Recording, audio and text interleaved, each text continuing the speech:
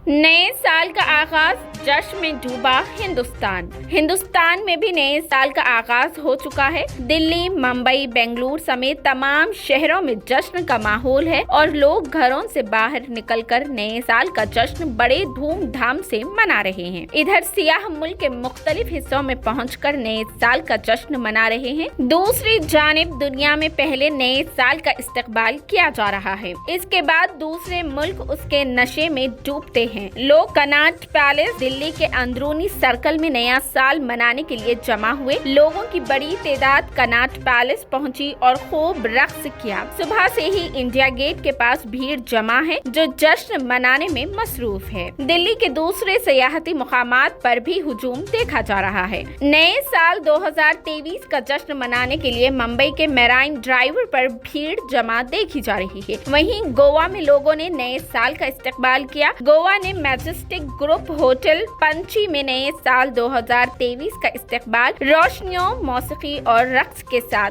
किया गया। उत्तराखंड के मसूरी में दूर दराज से आने वाले सियाहों ने नए साल 2023 का जश्न मनाया। लोगों ने तेज रोशनियों के नीचे मौसीकी पर रक्स किया। नए साल 2023 के इस्तकबाल के लिए हिमाचल प्रदेश के मनाली में माल रोड पर एक बहुत बड़ा हुजूम जमा हुआ। लोगों ने पटाखे जलाकर नए साल का जश्न बड़ी धूमधाम से मनाया है। इधर छत्तीसगढ़ के सकमा जिला के नक्सल मुतासिरा इलाके में सीआरपीएफ की 74वीं बटालियन के जवानों ने नया साल मनाया। उसके अलावा यहाँ कई सकाफती प्रोग्राम्स भी मुनाकिद किए गए। नए साल 2023 की सुबह वाराणसी, उत्तर प्रदेश के आसी घाट पर गंगा आरती की गई। नए साल 2023 पर महाराष्ट्र के श्री सिद्धि विनायक मंदिर में सुबह की आरती की गई। वहीं मध्य प्रदेश में इब्तिदाई औकात में धूमधाम से जश्न मनाया जा रहा है।